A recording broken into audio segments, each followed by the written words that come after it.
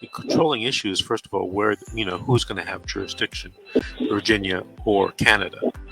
That's the most important part, because sometimes the laws are different, right? And you don't want to get stuck having to go to Canada to battle this out, just because of the transactional costs, right? You'd rather fight in Virginia. Do you live in Virginia right now? Yes. Okay. All right. So,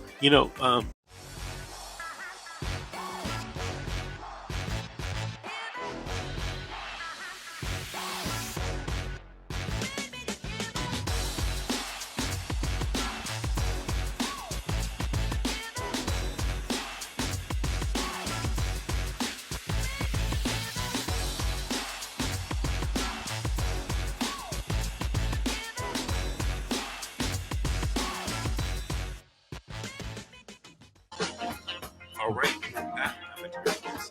I'm on with my co-host, Brenda Coles, and this is The Secret, How to Fight CPS and Win. We're going to take another call, coincidentally, Brenda, from Nina from Virginia. Nina, did you have a story to tell or a question to ask? I'm kind of like both in a way. So I'm dealing with Canada CAS, which is equivalent to CPS in Virginia. But they did a protection order application against me for emotional parental abuse against the father. Now, sorry, I'm just a little nervous. So from what's happened already, my daughter, she's made sexual abuse allegations against the father. There was 2 FBI forensic interviews, but they could not investigate the sexual abuse because it did not occur in the United States. It happened in Canada. So on their affidavit for this protection order, they state that I'm talking about old historical sexual abuse allegations that have been previously investigated by the FBI, and they're not obligated to come to a different conclusion than the FBI. So the FBI never did an investigation. Their hands are tied because it happened in Canada. Same thing with CPS in Virginia. My daughter's play therapist reported it to Virginia CPS, but they declined to investigate due to jurisdiction.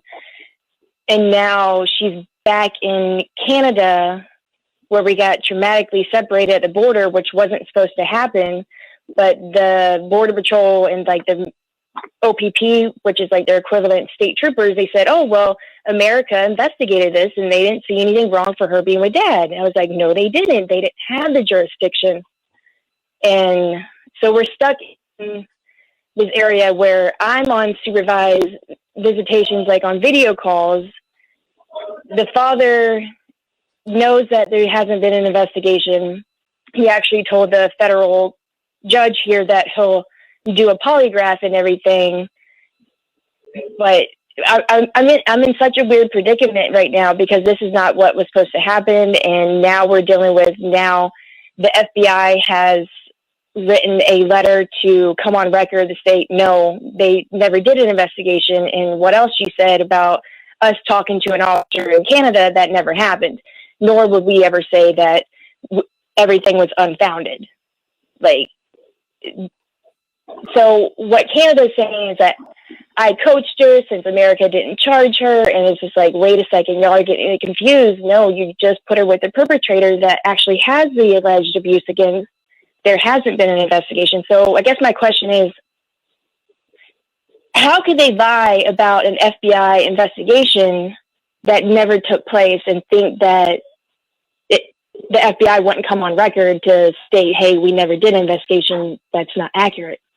How can they just move their lips? That's how can. Yeah. They may be misinformed, right? Or they may have just told an outright lie. It's hard to tell. But is your case in Virginia or is your case in Canada? My case is in both currently. Okay. So there's something in something called the Hague Convention. Yes, so that's what, sorry to interrupt. Yes, that's what we just did. And it was a Hague Convention that the FBI forensic interviews weren't allowed to be submitted in, so they were inadmissible. And then the judge ruled to have her return to Canada, even though she was wrongfully being retained in Canada in the first place. She's an American citizen, not a Canadian citizen. She was born in Virginia. And right now, that Hague that returned her back to Canada is up in an appeal in the Fourth Circuit Court of Appeals. Like, the opening brief's already been submitted on October 4th and everything. Okay, so your attorney submitted an opening brief? Yes. Okay.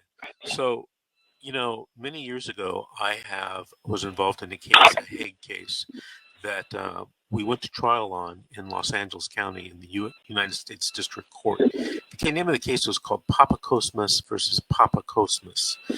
And we won, and the dad appealed it to the Ninth Circuit Court of Appeals. I guess during the second.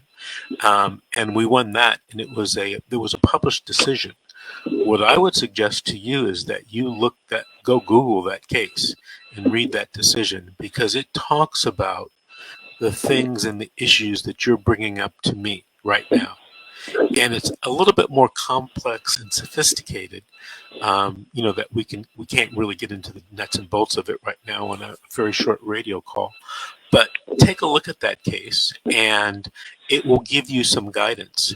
And the other thing that you should do to give you further guidance, is you should try to take a look at the briefs that were filed in that case. So I filed a brief, the father's attorney filed a brief, and we filed a reply brief.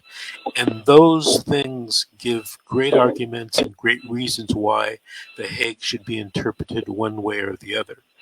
And for many, many years, that case was like the only case cited in federal law about the Hague Convention for years. And then I think a subsequent case came out, but followed the ruling in the Papakosmas case.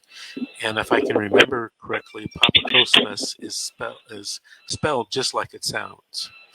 And it was involving an American citizen, a woman, a mother, who we represented, and the father. I can't remember if he was an American citizen or not, but he was also a Greek citizen, and he was living in Greece, and he wanted the kids in Greece, and of course we wanted the kids here in California with the mother.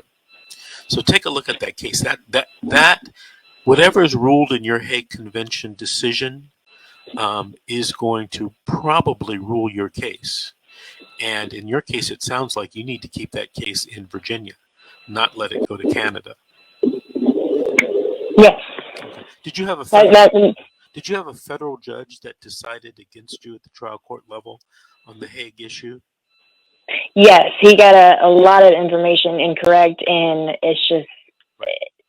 But before that, I had it in state court and the Circuit Court of Appeals from the juvenile court, and then we won jurisdiction back. Now, there was a Hague in Canada initially, which then they kept her on.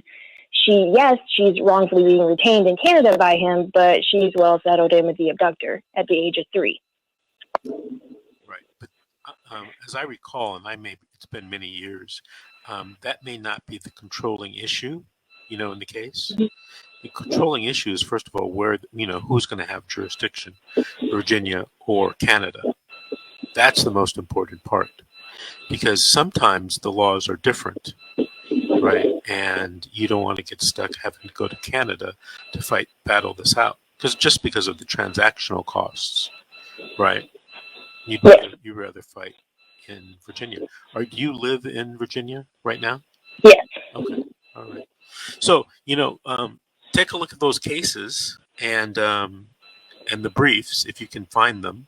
If you can't, call me, and I'll see if I can have someone in my office try to pull those up from archives and send you copies. Because, as I recall, it's not a confidential case. Hague cases aren't confidential. No, they're not. They're public. Right, they're public. All right, and if a lot of attorneys don't like to do this, but if your attorney ever wants to call me and ask me questions about it, I'd be happy to answer any questions he or she may have. For after that case came out, for years, people used to call me from all over the country and the world, actually, asking me Hague Convention cases. It's kind of like, a very, very narrow specialty. And my opposing attorney at the trial court level and at the appellate level was a guy who was a well-known Hague Convention lawyer, nationally and internationally known, and he was from Texas. So I don't know if your opposing attorney is from Texas, but have your attorneys give me a call. I'd be happy to talk to them. All right? Okay. Sounds good. Thank you, Vince. Thank you. Nina, thank you for calling and thank you for listening. Call us back in, 3 or 4 weeks. Give us an update on what's going on in your case. All right? All right. Brenda, what do you think about those? I saw you, when I mentioned Hague Convention, you were shaking your head. Have you had any experience with that treaty? Oh, no, I have not, but I'm very familiar with it. What I was very curious about, because one thing about the Commonwealth state that most people don't know, unfortunately, judges have a lot of discretion in cases, in all the courts. And I'm not surprised, and I can hear that it was just a jurisdiction issue where Virginia, depending on where she's located, that was what I was curious about. I was also curious about, it was something that she said regarding her daughter at this. I know it's 3 years old, but I'm curious of the age right now, because in the state of Virginia, if that child is 16, they're not going to even look at it. They're not. They're going to allow that child to make a decision. And if they've already decided to put that child back in the care of the father, then that's what they're going to do. It's very unfortunate, but I have had some Commonwealth attorney here in the area, Shannon Taylor, a very good friend of mine for Henrico County. They explain the processes.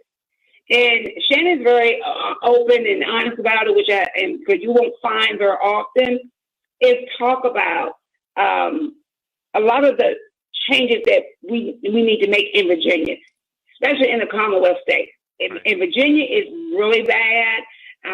Just knowing the court system myself, I'm just really curious to what area. I mean, whether it's what area she was located in, because that particular area would actually sort of give me an idea of